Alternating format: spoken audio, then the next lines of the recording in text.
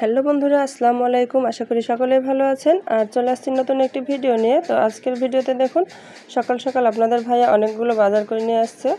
আজকে বাসায় মেহমান আসবে, তো সেজন্য গরুর মাংস, মুরগির মাংস আর বাজার থেকেই মাছটাও কেটে নিয়ে আসছে। তো এগুলো সব কিছু কুটে ধুয়ে পরিষ্কার করে আমিও রান্না করে নিয়েছি ঝটপট করে। তো যে এখানে দেখুন, পোলাও রান্না করেছি, এখানে মুরগির মাংস আর রান্না করেছি এখানে গরুর মাংস,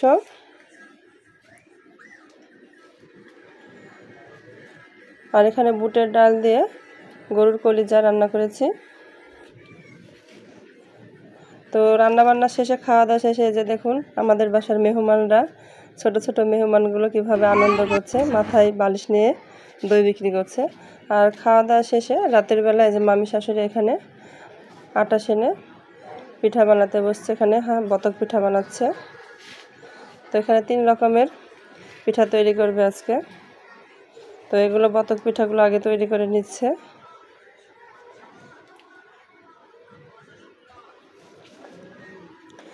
তো বতক পিঠা করা হয়ে গেছে, এই যে দেখুন এক পাশটা হয়ে গেছে, এখন উল্টে দিচ্ছে।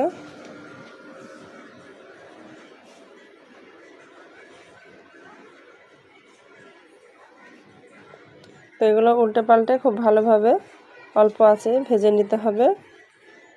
তো ভাজা হয়ে গেছে, এগুলো এখন উঠিয়ে নিচ্ছে।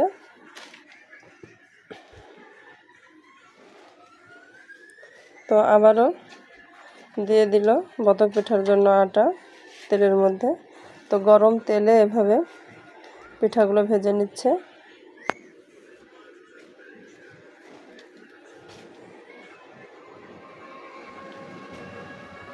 তো ওই পিঠাগুলো উঠিয়ে নেওয়া হয়ে গেছে, এখন আমদশা বানিয়ে নিচ্ছে।